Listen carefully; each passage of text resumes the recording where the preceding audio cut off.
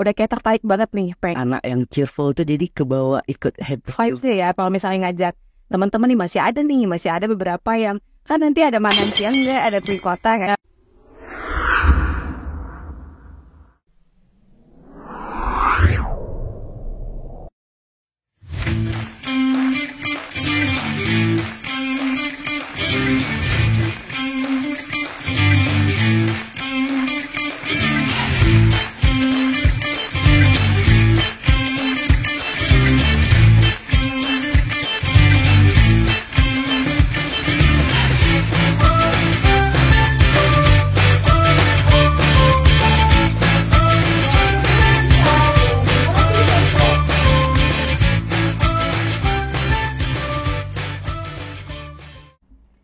Assalamualaikum warahmatullahi wabarakatuh. Kembali lagi di PIM Podcast Positive Insight and Motivation. Oke, hari ini ada yang berbeda nih karena kita bakal ngomongin terkait segmen sosial media for social goodness. Dan bersama saya saat ini sudah kehadiran teman ngobrol hari ini atau yang kita sebut sebagai inspirator muda, yaitu Bahagia Saputra. Selamat datang Gia. Selamat datang Kak Inu. Oke, gimana kabarnya Gia? Alhamdulillah baik. Alhamdulillah baik ya. Nah, Gia ini merupakan salah satu pekerja di PT Pupuk Iskandar Muda. Dan Gia ini menghabiskan usia muda, ya sekarang masih muda juga ya. Masih. Iya, di dalam lingkungan dan juga kegiatan-kegiatan sosial. Nah, saya tertarik banget nih ketika melihat platform dari media sosialnya Gia. Banyak sekali kegiatan-kegiatan positif di sana. Sebelumnya Gia boleh perkenalkan diri dulu, silakan. Oke, terima kasih Kak Inu. Jadi kenalin, saya Bahagia Saputra, biasanya dipanggil Kia. Saat ini saya bekerja di PT Pupuk Iskandar Muda, bagian dari Urea 2. Gitu Kak Inu. Oke, nah dari namanya aja nih ya, sebelum kita bahas lebih jauh ya terkait sosial media, nah kita mau tahu apa sih makna dari nama Bahagia, karena saya mendengar namanya aja udah bahagia gitu ya. Ya, semoga podcast kali ini jadi hal yang bahagia. Gimana nih Bahagia? Apa sih makna dari nama Bahagia itu? Jadi sebenarnya Kak, mungkin nama Bahagia itu merupakan harapan ya, atau juga keinginan dari orang tua supaya anaknya mungkin bahagia terus sepanjang hidupnya gitu Kak. Oke, berarti itu adalah harapan dan semua orang tua juga pasti tentunya punya harapan. Dan berarti harapan orang tua bahagia sangat besar sampai namanya juga harus sebahagia namanya, begitu ya. Oke, ngomong-ngomong terkait sosial media nih, saat ini tentunya semua orang punya hak dan punya kebebasan untuk mengekspresikan dirinya nih di sosial media. Nah, saya tertarik banget nih dari beberapa postingan yang saya lihat di postingannya Gia, itu banyak banget ya mengikuti kegiatan-kegiatan sosial gitu. Nah, kalau boleh tahu nih kegiatan sosial apa sih yang Gia ikuti? Sebenarnya nih, Gia sendiri itu nggak cuma fokus di kegiatan sosial. Malah awalnya ceritanya itu Gia juga lebih banyak berkecimpung di kegiatan yang bidang lingkungan dulu. Oke. Baru setelah mengikuti banyak kegiatan di lingkungan, mulai tertarik nih melihat banyaknya kejadian-kejadian yang berhubungan dengan sosial, terutama di Aceh. Jadi mulai termantik nih untuk ikut kegiatan yang bisa buat Gia tuh lebih dekat dengan orang, lebih juga mengetahui kondisi-kondisi orang, serta juga kasih experience baru gitu, karena biasanya di bidang lingkungan terus ke sosial gitu. Terus setelah sosial mulai tertarik untuk gimana kalau ke pendidikan nih, langsung turun untuk jumpain adik-adik yang mungkin jauh ya dari kota, dan dari situ mulai terakumulasi experience baru sehingga mulai mencoba bidang-bidang lain untuk eksplorasi diri gitu Kak. Oke, berarti itu kalau boleh tahu dari waktu duduk di kelas berapa tuh mulai tergerak gitu? Kelas 1 SMA. Wow, kelas 1 SMA sudah mulai tergerak. Dan apa komunitasnya pada saat itu pertama kali kalau misalnya Gia ingat? Jadi nih Kak, kalau kita mau flashback, awalnya Gia mulai aktif itu, jadi kebetulan Gia ini lulusan SMK SMTI Banda Aceh. Oke. Kebetulan yang dimana di sana ada satu organisasi juga serupa dengan OSIS, namanya itu Adiwiyata. Jadi Adiwiyata itu sendiri merupakan penghargaan untuk sekolah yang berwawasan lingkungan. Misalkan kayak kita di BIM ini itu ada yang namanya proper. Oh, Nah, berawal dari situ, mulai ikut kegiatan di sekolah, terus mulai tertarik buat ikutan kegiatan di luar sekolah, sampai akhirnya sampai hari ini juga udah mulai kayak mengkoleksi nih kegiatan-kegiatan apalagi Iya. karena memang selain seseru itu experience-nya juga bisa akumulasikan untuk dipakai ke nilai-nilai dalam kehidupan kita sendiri juga gitu Kak. Iya, tentunya sangat menarik ya. Apalagi kalau udah di lingkungan sosial tuh ketika kita ngelihat satu isu aja, udah kayak tertarik banget nih, pengen banget untuk ikut berkontribusi dalam hal-hal tersebut. Benar banget Nah, Kak. dari segala yang Gia ikutin tadi nih, boleh disebutkan nggak beberapa komunitas-komunitas yang sempat membesarkan nama Gia tentunya sampai saat ini juga? Apa aja tuh kalau boleh tahu? Oke Kak, mungkin tadi karena udah di-mention nih lulusan SMTI, jadi yang pertama kali memang menjadi platform Gia itu ya Adiwiyata di sekolah. Oke. Terus juga pada tahun 2016 juga dipercaya menjadi Ketua Umum Pelajar Cinta Lingkungan Sekota Banda Aceh. Oh. Setelah itu juga mulai bergabung di Earth Hour Aceh, Oh. yang kebetulan juga fokus sama perubahan iklim. Terus selanjutnya pada saat udah pindah ke Luk Semawe nih, bergabung di ke komunitas turun tangan dan sekolah sagu dan lain-lain gitu Kak. Oke, berarti banyak banget ya teman-teman ya kegiatan dari Gia yang Gia ikutin selama masa sekolah ya. Sekolah. Dan saat ini bahkan sudah bekerja juga masih tetap mengikuti kegiatan tersebut. Nah, kalau boleh tahu nih, setiap kali kegiatan sosial itu kan pasti kita punya terobosan, punya gerakan, atau kita punya yang namanya program kerja gitu. Nah, dari sekian program kerja yang Gia ikutin atau yang Gia buat nih, yang Gia create bersama teman-teman, menurut Gia yang paling, bukan yang paling keren ya, tapi yang paling wah banget, yang sampai pengikutnya banyak dan dampaknya besar. Nah, itu program apa kalau boleh tahu nih Gia? Nah sebenarnya Kak, di masing-masing dari setiap bidang yang dia ikut tim ini, jadi ada masing-masing kegiatan yang memang punya punya rasa, punya nilai tersendiri yang istimewa. Misalkan kayak di bidang lingkungan, jadi pada tahun 2022 dia terpilih menjadi salah satu pemimpin untuk iklim dan kemanusiaan, di mana dia membuat sebuah kegiatan mini seminar dan ada street campaign. Jadi pada saat street campaign kita menyuarakan isu-isu perubahan iklim dan bergabung bersama sejumlah anak muda yang keren-keren pastinya di Kota Banda Aceh dan Aceh. Itu jadi kayak nilai tersendiri gitu Kak. Dan kalau misalkan di bidang pendidikan, dia tuh juga udah pernah jadi pada saat Sekolah Sagu Season 2, kebetulan dia juga terpilih menjadi salah satu volunteer yang dipercaya bisa mengkampanyekan tentang kesehatan mental.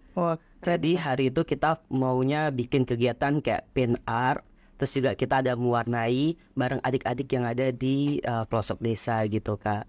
Itu kalau di bidang sosial dan pendidikan. Oke, berarti kalau dalam bidang sosial dan pendidikan itu sasaran utamanya anak-anak ya? Ya, karena kebetulan memang nggak tahu ya, dari dulu tuh memang kayaknya kalau lihat anak yang cheerful tuh jadi kebawa ikut happy juga. Vibes-nya ya, Vibes-nya itu kebawa jadi bahagia gitu ya. bikin bahagia gitu ya. Oke, benar banget nih. Nah, dari beberapa kegiatan yang Gia ikutin nih, pernah nggak yang paling berkesan banget tuh di momen apa gitu? Ada sih Kak, waktu gempa PD. Oh, oke. Jadi kebetulan dia pada saat itu dijadikan tim sebagai healer nih, yang bantu-bantu anak-anak untuk healing dari traumanya. Oh, trauma healing berarti. Tapi Ya. sempat itu sempat kerjasama dengan psikolog atau tenaga mental lainnya nggak? Pada saat itu kebetulan kita dapat modulasi, terus kita juga jadi bagian di play-nya. Jadi karena kebetulan dia dipercaya untuk yang buat games untuk anak-anak, untuk membantu healingnya si anak dari trauma gempa yang ada di PD pada saat itu. Oke, berarti itu kegiatannya berlangsung berapa lama, Gia? Kebetulan kita 3 hari 3 malam ya Kak, karena kebetulan kita dari Banda Aceh nih pada saat itu. Oke, berarti saat itu dari Banda Aceh ke PD Jaya, ya minimal mengurangi trauma mereka karena baru saja terkena musibah tentunya ya, Gia ya. Itu cukup mulia sih. Kalau bisa dibilang kan sekarang kan anak muda ya, untuk menjadi volunteer itu terkadang mikirin dulu nih, uangnya ada nggak gitu, jangan sampai aja tapi nggak ada uangnya. Nah, gimana sih Gia menyikapi hal itu? Karena kan kita ya, saya aja ya kalau misalnya ngajak teman-teman nih masih ada beberapa yang kan nanti ada makan siang nggak, ada kue kota kayak minimal itu gitu. Tapi kita nggak bisa pungkiri juga bahwa ya semua orang juga ya butuh keberlangsungan ya. Apalagi anak-anak kuliah nih misalnya di sini yang merantau ya lumayan lah kalau misalnya dapat kue kotak ya kan. Gitu. Nah, gimana sih Gia menanggapi untuk teman-teman kita yang mungkin masih money oriented gitu, apa-apa harus ada cuannya gitu. Gimana menurut Gia? Nah, sebenarnya Kak, balik lagi nih ya, kan dari awal kita juga udah mention bahwasannya Gira ini adalah volunteer atau juga relawan. Dalam artian memang kita dari awal paham bahwa relawan itu memang tidak dibayar. Tapi juga di sini Kak, pada saat kita menjadi volunteer sebenarnya kita udah dibayar banget nih sama pengalaman-pengalaman yang ada Benar banget. dari setiap kegiatan. Jadi pengalaman dari setiap kegiatan itu pastinya ada yang beda, yang mana nilai-nilai dari kegiatan itu sendiri bisa kita terapkan di dalam hidup kita. Jadi sebenarnya dari itu aja kita udah dibayar. Dan selain dari itu, pada saat menjadi volunteer nggak cuma dibayar oleh pengalaman, tapi kita juga mendapatkan relasi-relasi baru nih Kak. Benar banget. Jadi nambah ya networkingnya. Nah, ini juga nih yang menarik nih. Dari banyak kegiatan yang udah Gia ikutin, tentunya nambah pengalaman, nambah networking. Nah, impact apa yang paling besar yang Gia dapetin dalam hal itu?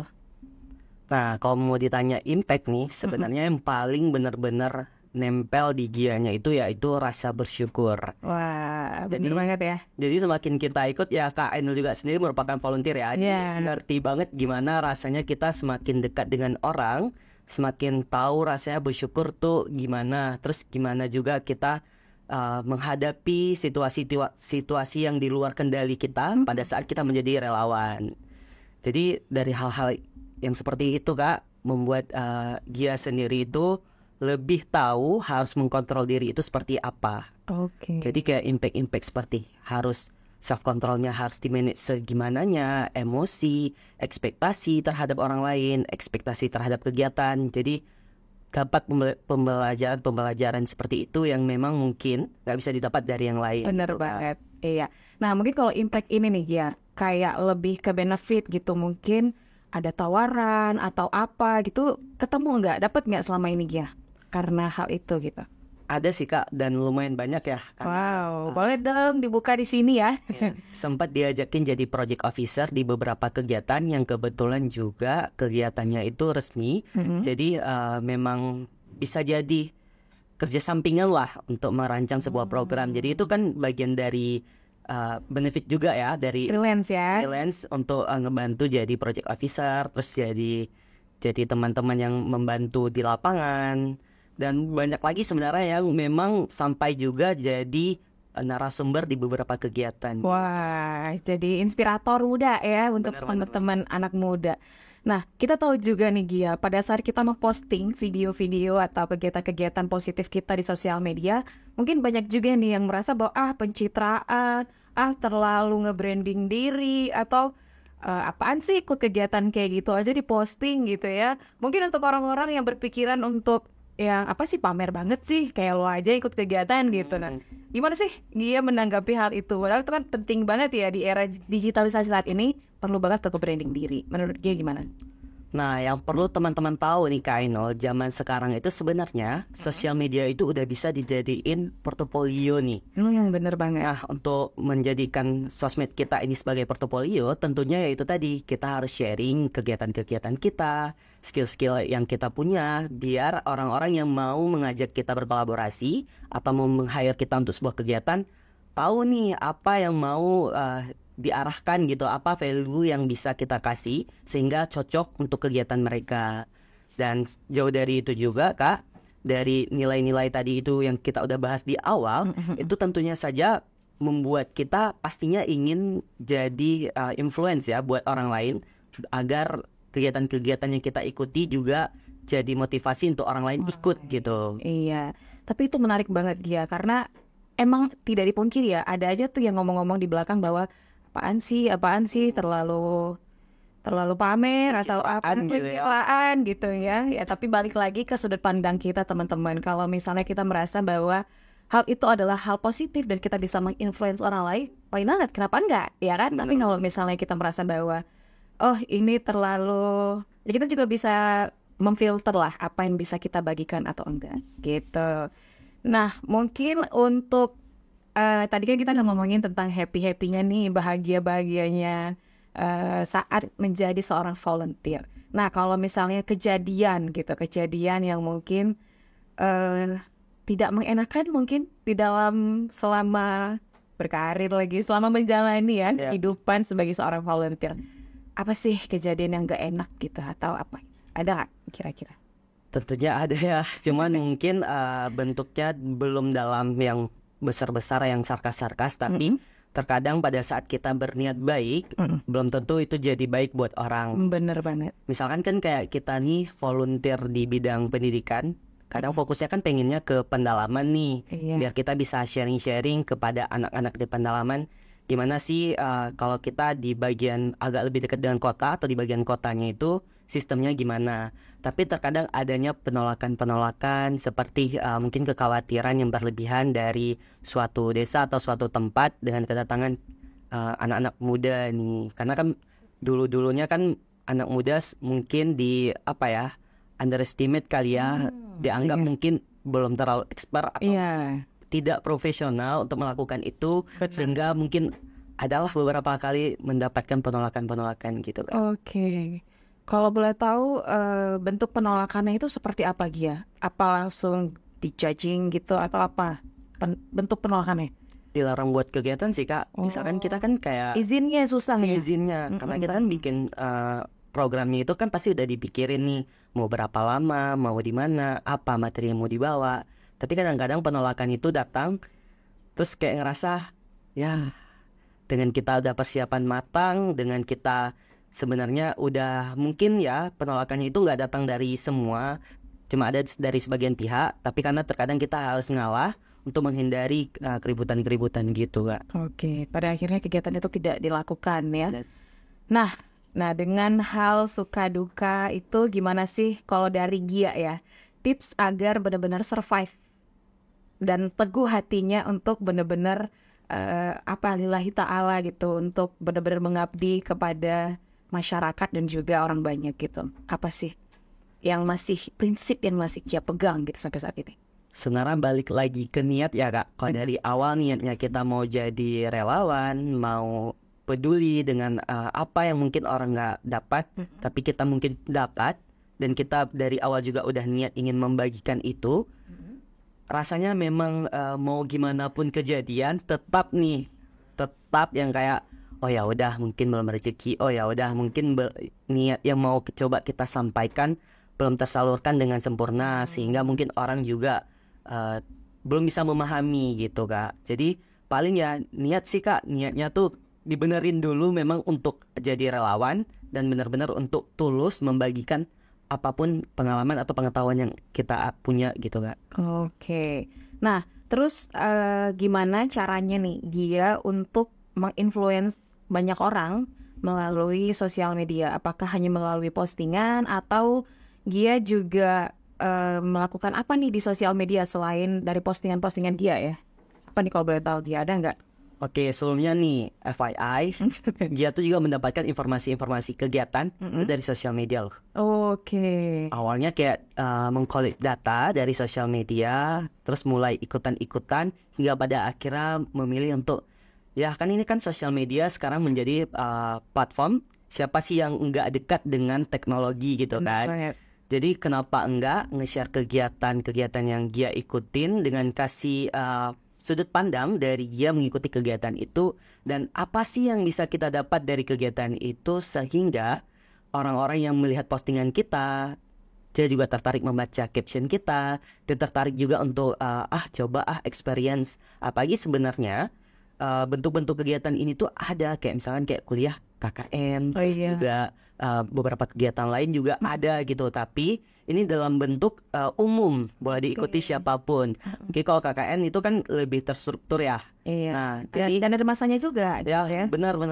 Jadi dari situ nih Kak, mulai kayak ya udah posting lah, mana tahu nih ada anak-anak muda juga yang mungkin mau ikut kegiatan tapi belum ketemu wadahnya. Dengan melihat postingan Gia, berharapnya dia mungkin bisa juga ikut terinfluence dan juga ikut mulai cari-cari tahu nih di mana ada kegiatan, kapan kegiatan.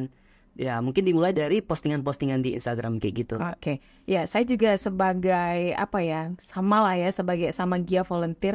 Menurut saya suksesnya sebuah kegiatan atau sebuah komunitas itu adalah ketika kita posting dan orang nanya, gimana sih Kak cara gabungnya? Iya bener ya. Sering digituin nggak? Banget. Dan itu menjadi apa ya? Kalau menurut Ainul pribadi itu menjadi tolok ukur bahwa oh berarti apa yang kita berikan selama ini, apa yang kita perlihatkan selama ini itu positif dan ternyata banyak orang yang pengen ternyata, tapi nggak tahu caranya. Bahkan saya punya sebuah komunitas ya, kami berangkat dari duduk-duduk nongki doang nih di awal gitu. Terakhir kita punya keinginan untuk gimana kalau kita buat sebuah wadah yang lebih bermanfaat untuk orang lain. Mungkin saya mau mention namanya Wacana, Wadah Membaca Bernalar. Itu teman saya, gitu ya. Teman-teman saya yang luar biasa banget di sana teman-teman. Jadi apa ya? Kami mencoba untuk membuat sebuah gerakan yang mungkin nanti panjang ya kalau saya bahas terkait Wacana, mungkin nanti di segmen berikutnya. Tapi saya setuju banget ketika kita mampu membuat sesuatu itu dan orang lain sampai mention, itu berarti kita udah sampai di tahap yang bisa kita bilang sukses ya, berhasil ya Gia ya. Oke. Nah mungkin tips-tips nih Gia, gimana sih tips-tips untuk menjadi relawan? Ada nggak dari Gia? Mungkin ada yang introvert nih, nggak berani dengan lingkungan sosial. Gimana sih Kak? Aku nggak berani sama lingkungan sosial nih, gimana gitu? Ada nggak tips dari Gia sendiri?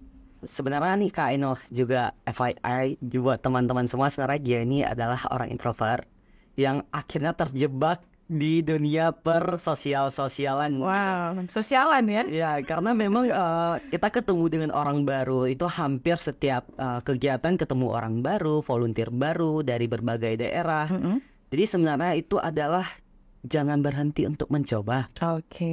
Mencoba, terus juga rasa ingin tahunya tuh lebih ditinggiin lagi sehingga kita bisa tahu nanti kita tuh sebenarnya lebih cocok ke arah mana. Karena biasanya kan anak zaman sekarang tuh kan agak picky ya sama kegiatan-kegiatan yang agak milih-milihnya tuh luar biasa. Soalnya harus yang sesuai dengan passion, harus sesuai dengan yang dia minati, yang betul-betul fokus dengan dia. Padahal kan pengalaman itu beragam ya. Jadi kalau mau kita akumulasiin semua pun nanti bisa kepakai di hidup kita sendiri gitu. Oke, berarti menarik nih. Tadi Gia bilang bahwa Gia itu adalah orang yang introvert. Dan pada saat Gia memaksakan diri atau mengikuti kegiatan-kegiatan sosial, tentunya hal itu ngebentuk Gia menjadi orang yang confident sampai hari ini, benar?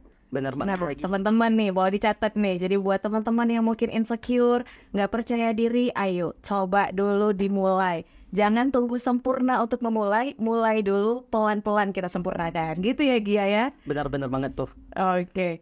Mungkin terakhir kali ya Gia, terakhir nih dari Gia, apa sih pesan dan yang mau disampaikan oleh anak-anak muda yang ada di luar sana yang nonton mungkin videonya hari ini? Oke Kak Ainul, mungkin yang mau coba Gia sampein buat anak muda bahwa kegagalan itu sebenarnya bagian dari experience loh. Wow. Jadi dengan adanya gagal kita tahu kita sebatas mana. Jadi kalau mau push your limit jadinya tahu mau mengarahkan kemana. Terus kita bisa tahu titik nyaman dan tidak nyamannya kita. Bener banget. Bentuk eksplorasi di diri kita. Jadi ibaratnya harus berani coba. Karena kalau lagi muda gini tuh, ya emang gagal itu hal yang wajar dan itu jadi bagian dari berproses. Oke, gitu, bener banget. Keren banget nih teman-teman. Ada lagi mungkin terakhir nih mau Gia sampein sebelum kita tutup karena kita udah di penghujung waktu nih. Oke. Paling ya Gia juga mau sampein gunain sosmed sebijak-bijaknya. Terus jangan lupa untuk bisa memfilter apapun yang ada di sosial media. Jadi jangan asal ikut-ikutan, terus juga jangan asal main ketik-ketik aja nih gitu. Harus pintar-pintar dan bijak menggunakan sosmed lah gitu. Iya, oke. Oke, terima kasih Gia, kita udah di penghujung waktu. Thank you banget udah main-main kemari. Mungkin kita akan ketemu lagi nanti ya di segmen-segmen berikutnya. Nah, untuk teman-teman jangan lupa like, subscribe, dan juga komen kalau mau ada mau apa lagi nih kita bahas di segmen-segmen berikutnya. Untuk itu terima kasih saya ucapkan sekali lagi untuk Gia. Dan kita udah di penghujung waktu. Untuk itu teman-teman semuanya saya mau ingatkan khusus untuk generasi muda. Ayo saatnya kita berkarya. Melalui sosial media, ya bisa tebar sebanyak mungkin kebermanfaatan yang ada di sana. Karena sosial media bukan hanya wadah hura-hura saja, Tapi mari dengan bijak menggunakan sosial media untuk kebaikan sosial. Dan pastikan niat baik hari ini menjadi aksi nyata mulai detik ini. Saya Ainul, mohon undur diri, dan Gia juga pamit undur diri. Sampai ketemu di segmen berikutnya di PIM Podcast, Positive Insight and Motivation. Assalamualaikum warahmatullahi wabarakatuh.